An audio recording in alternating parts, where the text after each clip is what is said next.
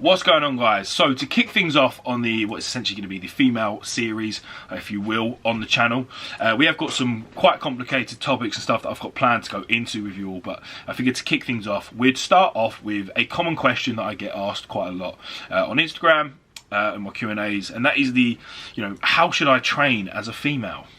Now, the gist of the conversations I have with people after that question is usually that there's a presumption that there should be a gender difference between how a male and a female trains, and that there is some specificity that we're all unaware of where males should train in XYZ and females should only train ABC.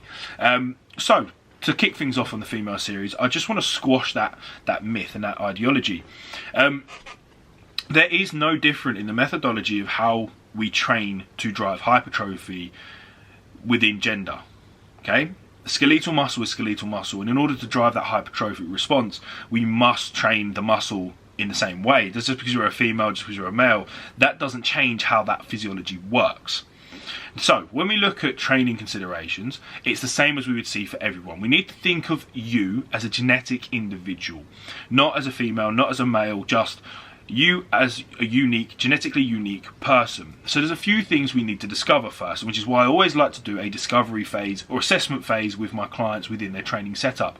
This discovery phase and this training phase is usually 1 to 2 mesocycles long. So mesocycles just refers to a smaller training block within a macro cycle of a phase, whether it's a fat loss phase or a growth phase. That's all that refers to, right? So I'll say training block for ease of ignoring the jargon here. So within that first couple of training blocks, I'm looking to find a few biofeedback markers, and in all honesty, I've had clients where it takes a lot longer to find these markers. Sometimes it's 3-4 blocks long before you really have the information needed to tailor training, as I said, to them as that genetic individual. But on a general bias, anecdotally, what I see is it's about 1 to 2 blocks really.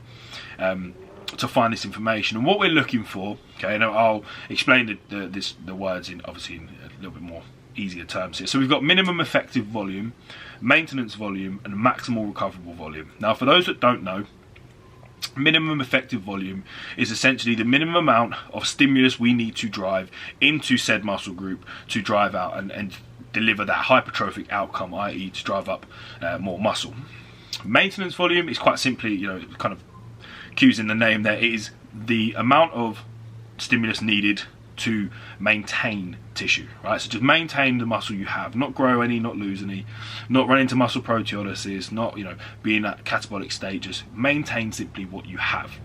And then we have maximal recoverable volume, which is essentially the top number of recoverable volume that you can put through the body, not necessarily the muscles, but the body itself, before systemic fatigue builds up past the point of, past the point where you're in diminishing returns here, where you're now getting negative feedback, and you need to take time off or away from the gym or pull back to allow your body to recuperate and wash off that fatigue build-up.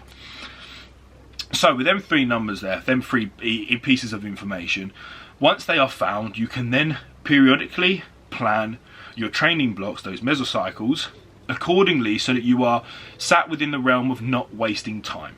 Okay, so you're being as efficient with your time as possible.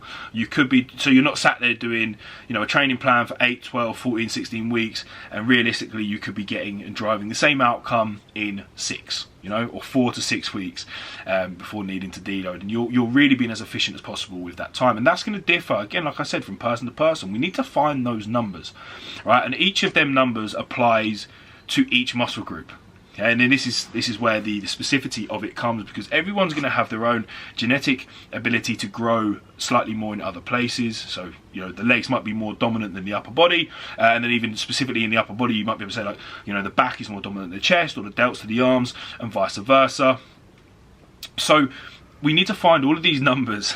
Right, now maximal recoverable volume is a marker within itself around total volume, so systemic fatigue build up, right? Not particularly within the muscles, but minimum effective volume and maintenance volume are numbers that very, very much apply to individual muscle groups, right? What's the minimum amount of stimulus we can drive to get some muscle growth within this muscle whilst we focus on other areas? What's the maintenance volume so that we can set on this muscle group here, so that whilst we're working on these other muscle groups, we can just keep that ticking over at baseline and not lose any tissue. So once we have that, you can then apply it to your training program and make it, as I said, specific to you as that genetic individual, right? And like I said, we bring it back to, this is the same for males and females alike. Quite simply, you need to have that discovery phase. You need to find these markers and then apply it to your training, because again, no one female is the same, no one male is the same, and obviously males and females, we're far from the same, right? So it's not a gender thing. So where do we actually see the variation then between training? Well, it's obviously, you know, going off of that principle that, you know, we should all train in a similar fashion of methodology of training, then everyone would be doing sort of similar training splits, right? But as I highlighted, we are all genetically unique individuals. So this is where the differences will start to appear between not just males and females, but every female alike. And that comes down to the goal, right? The goal at hand. What look are you trying to achieve? And we can talk Gen Pop people first.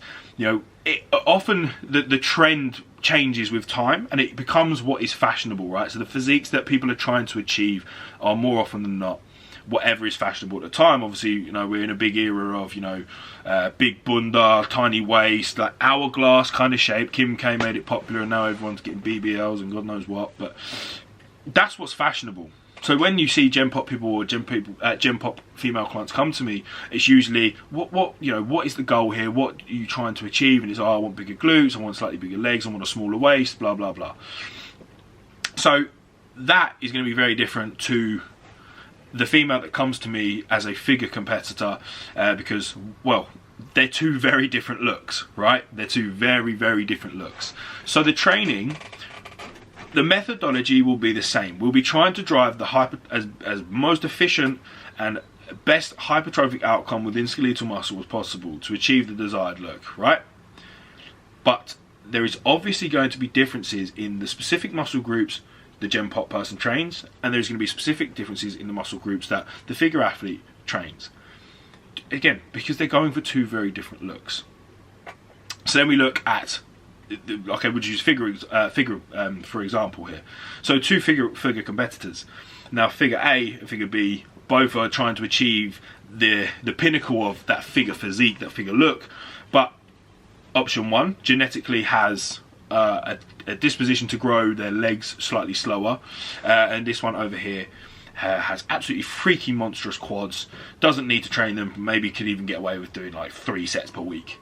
There's obviously going to be a big variation in how figure A and figure B train, even though they're trying to achieve a similar outcome, that, you know, attain that optimal peak physique criteria, figure criteria within their physique, but the way they go about it is going to be very different. So again, there isn't, I can't keep coming back to that. Whenever I've had that question of how should a female train, right? It doesn't come down to, you know, remove that word, remove the word female. Instead of saying how should a female train, you should be saying how should I train? How should I be training for me as a genetically unique individual? And that is where this misconstruction comes from, where there's, you know, you see these Instagram influencers putting out like booty workouts and you know, how, you know, for Gen Pop people, like females, like how to achieve, you know, X, Y, and Z, and this is the plan for you and all this. But it's just a cookie cutter program that they've written up, and it probably took them 5 minutes while I was having a shit. Like, that's the truth behind it. You see, and this is why we now, you know, you come to, you know, a physique development coach, someone who specializes in the specificity of how to achieve a desired look, not just based off of, you know, your favorite Instagrammer who looks the part and you want to look like them, but someone who understands how to actually make you look as best as you physically can to attain that goal physique. And there you have it, guys, the first video on the female series of the channel. I didn't want to, like I said, I didn't want to dive balling in with loads of scientific jargon and you know, first video, kick it off the bat with 25-30 minutes of me rambling on about some very acute topics.